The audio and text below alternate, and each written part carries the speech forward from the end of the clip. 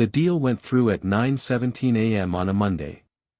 $82 million transferred across accounts, wire by wire, a slow dance of digits and legal seals.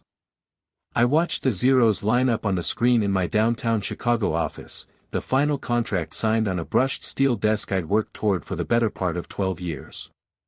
Everyone in the boardroom cheered, champagne uncorked, hands clapped on backs.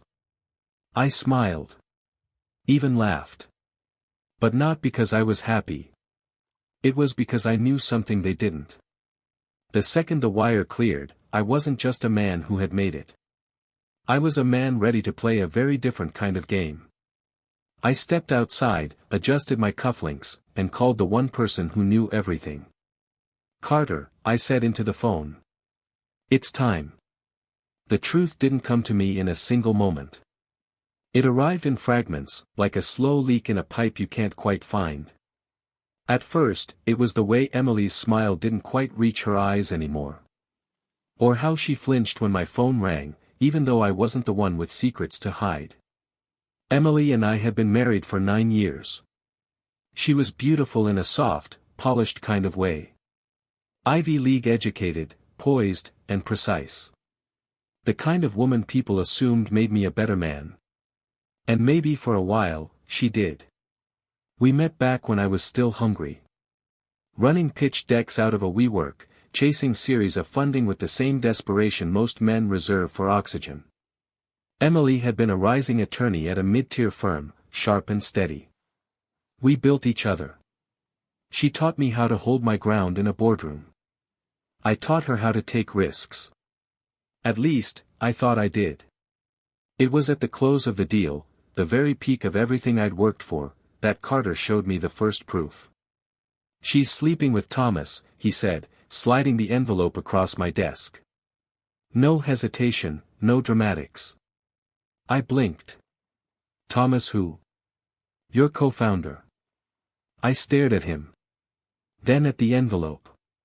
I didn't open it. Not yet. You'd expect rage. Maybe I was supposed to flip the desk, shatter a bottle, scream at God or fate or the ceiling. But what I felt was stillness. Cold. Controlled. Surgical. "Did you verify the photos?" I asked. "Every one of them. Timestamps. Metadata. Even ran a forensic scan on her texts. She's not just in bed with him, Adam. She's part of the reason he tried to stall the Series C 6 months ago. That hit different. Betrayal hurts. But betrayal from someone you built a life with? That rewires your brain. "Don't confront her yet," Carter said, reading my silence. "Let it play. I've got a better idea." He opened a black folio. Inside was a plan. A way to bait the trap. A shell investment, one that would test where her loyalties really were. A fake startup. A fake buyout. All engineered to expose what she truly valued: love, loyalty, or legacy. I leaned back in my chair. The Chicago skyline blazed against the window. Below, people moved like ants, chasing dreams. Above, I saw everything. "You sure you're ready for this?" Carter asked. I smiled, but it didn't reach my eyes either. "She wanted a high-stakes game," I said. "Let's play." "They say the devil's in the details. I say it's in the design." 2 weeks after the deal closed, I launched a company that didn't exist. Well, not really. On paper, Aquila Dynamics was a green energy think tank based in Austin, Texas.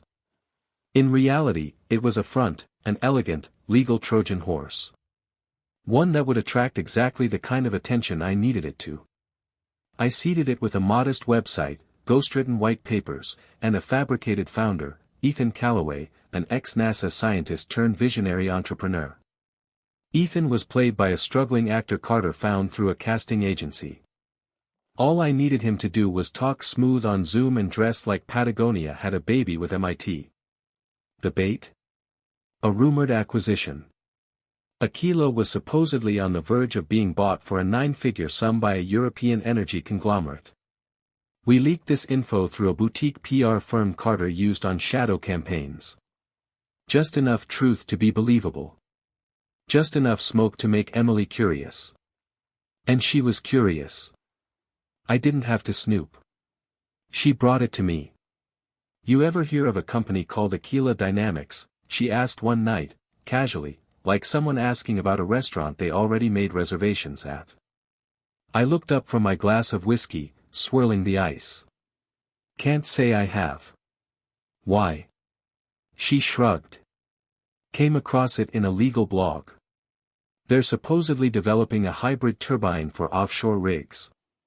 Pretty hush-hush, but interesting stuff." It was a good performance. I almost applauded. She let it breathe. Changed the subject. But her pupils had dilated, just slightly. Like a poker player who knew a good hand was coming.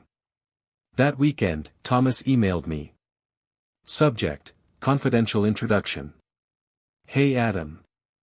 I was approached by a guy named Ethan Calloway through a mutual contact. Says he's leading a green tech venture that's looking for strategic partners. Thought of you. You've always had a nose for this kind of thing. Want me to intro you to?" I sat back, the corners of my mouth lifting into something that resembled a smile. They were biting.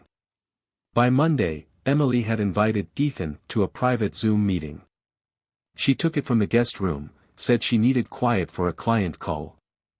I was in my home office with Carter, monitoring the whole thing via a custom program piggybacking off our router. All legal. All traceable. She used my network. My house. My rules. Ethan pitched her the dream. He even flirted a little, in that nerd-chic way that tech types get away with. Emily leaned into it. Too eager. Too smooth. She told Ethan about a potential investor, Thomas.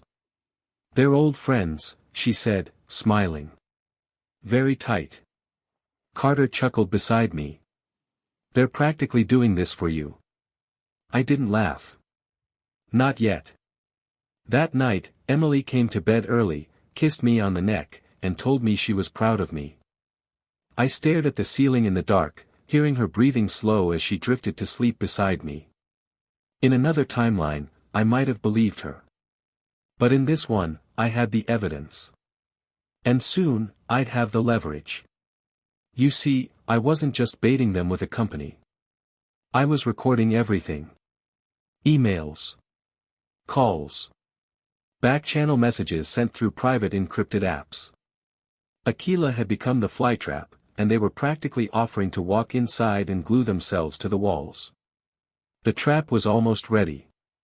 All I needed was one final move, an offer so enticing it would force them to show their hand. So I made Ethan Calloway do the unthinkable.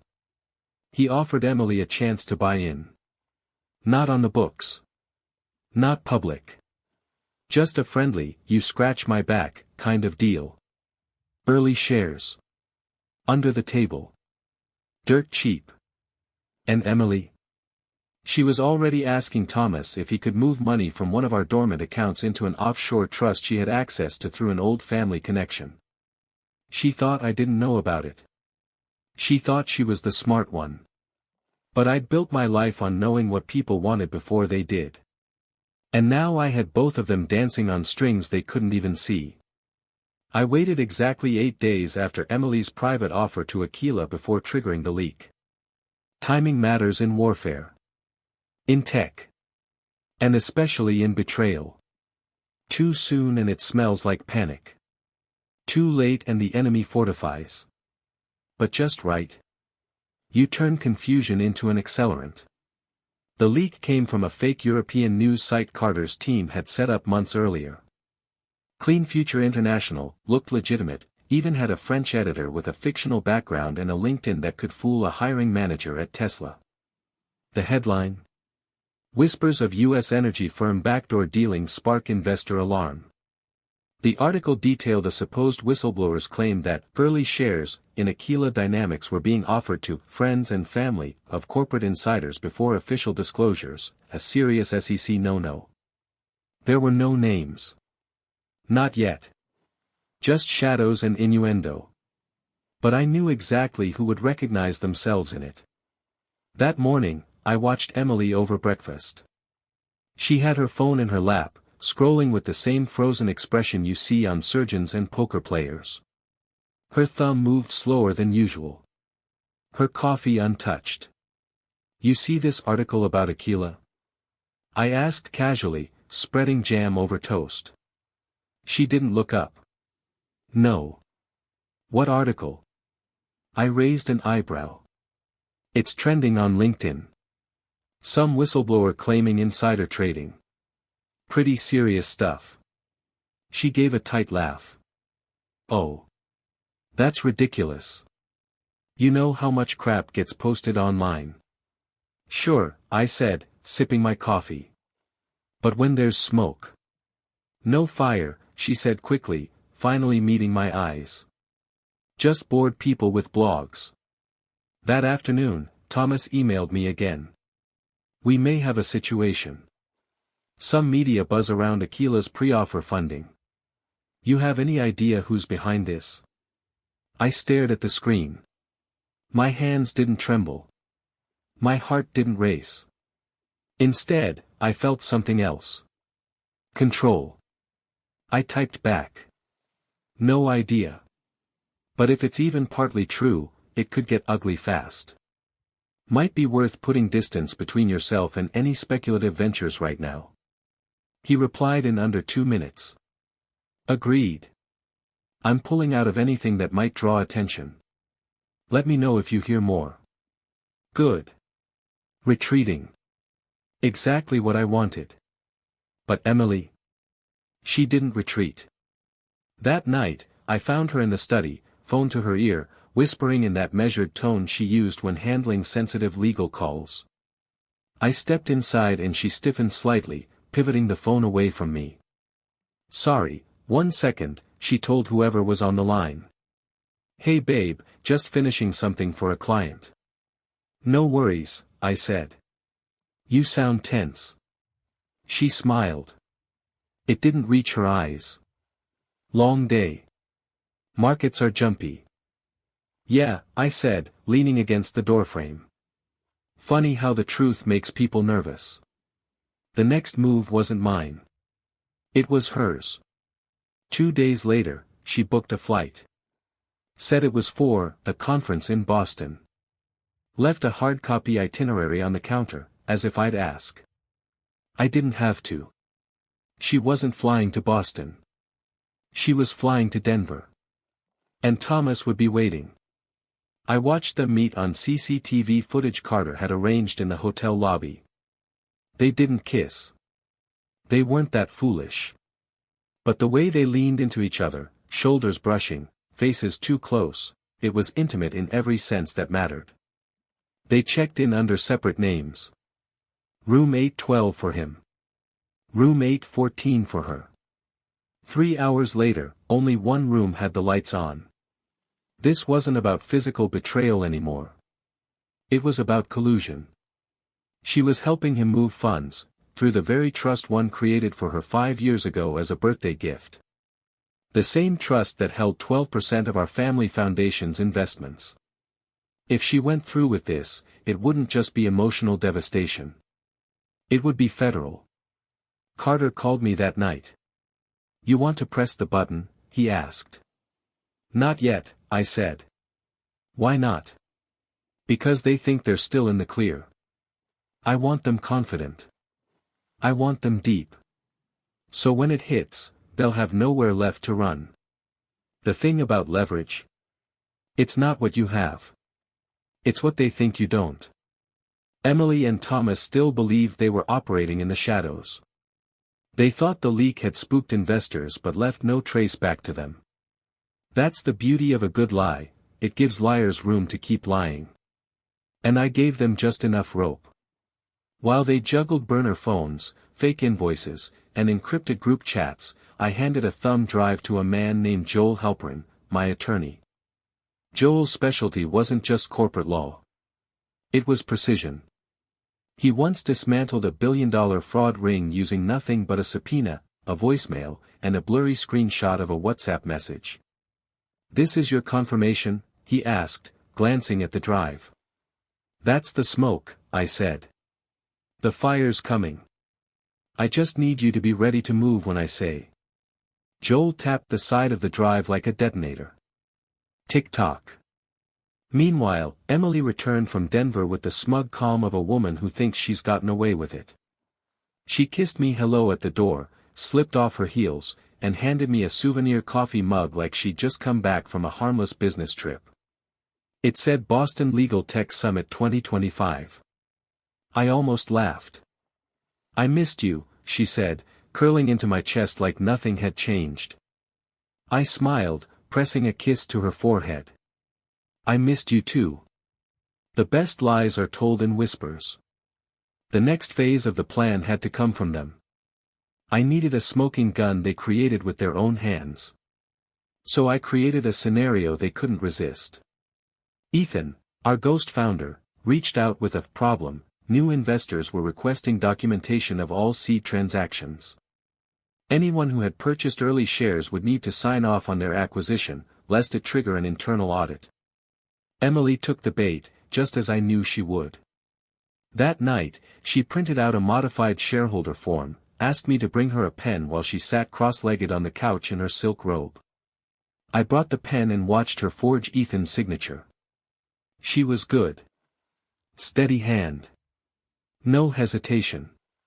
Then she folded the document, sealed it in an envelope, and left it on the desk. "For the courier in the morning," she said. I waited until she was asleep. Then I opened the envelope, scanned the document, and handed it off to Carter the next morning. That forged signature. That was felony number 1. And it wouldn't be the last. The real tipping point came 3 days later. Thomas called me. He didn't mean to. It was an accident. A misdial from a new burner phone. He hung up the second he realized his mistake, but it was too late. I'd traced the number through our network monitor and linked it to a data packet Carter intercepted 2 weeks earlier. It was the same phone Thomas used to message a fake investor, one, Frederick Lowell, another ghost from our stable of illusions. That sealed it. I now had chain of custody evidence. Electronic, time-stamped, and legally admissible. The case wasn't just about betrayal anymore. It was now securities fraud, wire fraud, and misrepresentation, all carried out using assets from a trust they never had full legal access to. Joel was ecstatic. "We drop this now," he said, "and they'll both be staring at federal charges before they can finish their next espresso." But I wasn't done. "Not yet," I told him. "I want her to sign one more document." Joel raised a brow. "Why?" "Because it's not enough that they fall," I said. "She built this empire with me. She should help tear it down with her own hand." That night, I handed Emily a stack of papers. "Thinking about selling our minority stake in Vireo Labs," I told her. "We're stretched thin on the new fund. You mind signing off on this?" She barely looked up from her phone. "Of course," she said. "Whatever you need, babe." She signed at the bottom. Smiled. And walked away. What she didn't know was that the document granted temporary power of attorney over her trust, backdated and notarized by a cooperating witness. It wasn't illegal. Not with the right wording. Not when done under our current partnership structure. She'd just given me control of the trust she tried to weaponize. She'd also given me the green light to collapse their offshore game. 2 days after Emily signed the papers, the first domino fell. It came in the form of a 6 a.m. knock on Thomas's condo door in River North. Carter and I watched the footage from a traffic camera across the street. 2 federal agents. Blue windbreakers. No sirens. Just efficiency. Thomas answered in sweatpants and a t-shirt. The moment he saw the badges, he didn't speak. He just nodded and stepped aside. They let him grab a coat. The charges weren't public yet, but that would change in exactly 90 minutes. By 7:45 a.m., the SEC had issued a statement announcing a formal investigation into insider dealings and fraudulent asset structuring tied to an entity known as Aquila Dynamics. It named no individuals yet, but it included the exact offshore routing numbers Emily and Thomas had used. And the document Emily had signed, the one granting me temporary authority over her trust. I'd used that to voluntarily submit the account's records to the authorities, along with a sworn affidavit explaining how the shares were transferred without disclosure. It was perfect. Clean. Legal. Lethal. At 9:03 a.m., Emily called me. Her voice was sharp but steady. She hadn't unraveled, yet. "Adam, I just got an alert about Aquila. What the hell is going on?" I sipped my coffee slowly. "Looks like someone made some bad decisions," I said. "The SEC's coming down hard." She exhaled. "Do they have names?" "Not yet," I said. "But they will." Silence. "Then, do you think we could be implicated?" I let that hang in the air. Long enough for her heart rate to spike. "You tell me," I said, then hung up. By noon, it was front-page news on financial media sites. Aquila Dynamics under investigation in insider scheme. Whispers of fraud rock Chicago tech circle. Shadow trusts, shady shares, the fall of a quiet giant. Reporters circled like vultures, trying to connect the dots. And Emily? She went to war with herself. Emails flew from her law firm to private counsel. Thomas's office issued a bland denial, but by evening, he deleted his LinkedIn profile. His firm announced he was taking a sabbatical. Coward. Emily texted me that night. "We need to talk. I'm scared, Adam. I didn't mean for this to happen. Please call me." I didn't reply. The next morning, I met with Joel in his office overlooking Lake Michigan. "She's lawyered up," he said, tossing a file on the table. "Trying to get ahead of it. But it won't help." He pushed another document toward me. "And this is your petition for full control of the trust." I nodded. "You sure you want to go nuclear?" "I'm not just doing this for me," I said. "I'm doing it for the version of me that believed her. For the man who built an empire with a woman who was digging a tunnel under it." The following week, the subpoenas hit. Emily was served during a client meeting. How poetic. Carter made sure the footage leaked. Just a grainy clip of her expression when the envelope landed in her lap.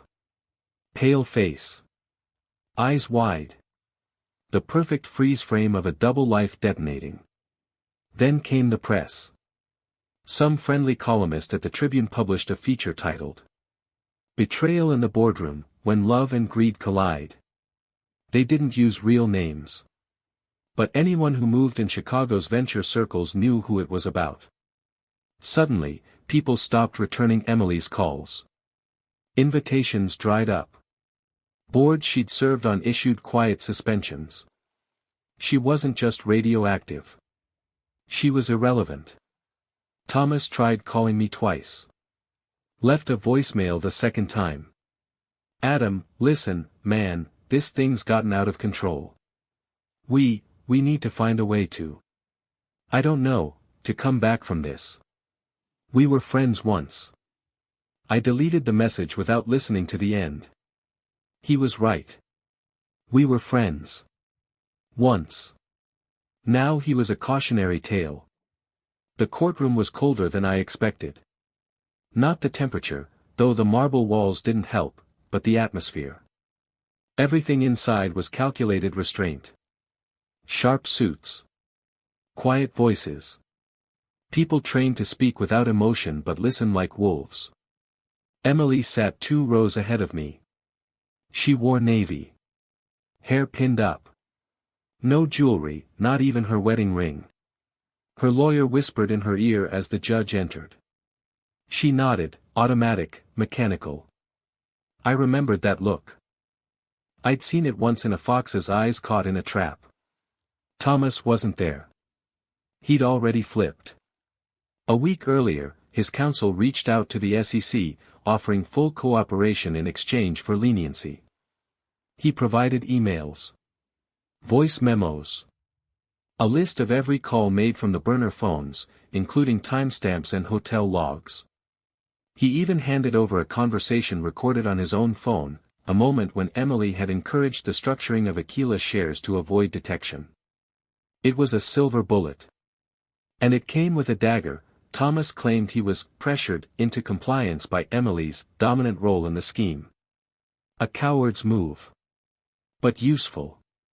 Emily's legal team moved quickly, offered a partial settlement, argued her actions were rooted in trust in a personal relationship and a mistaken belief in the legality of her involvement. The judge wasn't impressed. The SEC wasn't interested. They wanted everything. Joel and I had prepared for this. Our documentation was airtight. Metadata, financial logs, the forged signature, all admissible. Still, I wasn't after prison. I wanted reputation. And I wanted control. In a private arbitration session, I presented our final offer, would drop pursuit of punitive damages in civil court, if Emily signed over full administrative rights to the family trust, withdrew from all professional boards, and issued a formal statement acknowledging misjudgment and fiduciary responsibility. She fought it. For 2 days. Then she cracked. In a closed-door session, she signed every page. Her hand shook on the last one. When it was over, she asked to speak to me alone. The room cleared. We were left across from each other in silence. You planned this from the beginning, she said quietly. I met her eyes. No, I replied. I planned this the moment you stopped seeing me as your husband, and started seeing me as a mark. She looked down. I didn't mean to lose everything. You didn't, I said. You just gave it away. Outside the courthouse, the press swarmed. Microphones angled, flashbulbs popping. Joel shielded me as we walked to the car, but I stopped, just for a second.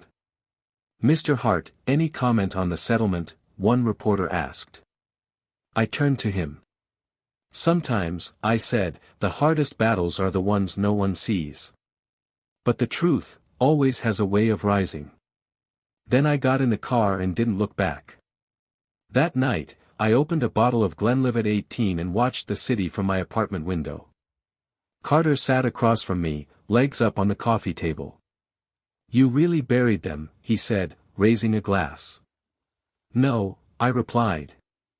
I just let them dig the hole. I handed them the shovel. He grinned. So what now? I took a sip. Now, I said, we build something better. 3 months later, I stood at a podium in Midtown Manhattan. Not in a courtroom. Not behind closed doors. This time, it was by choice.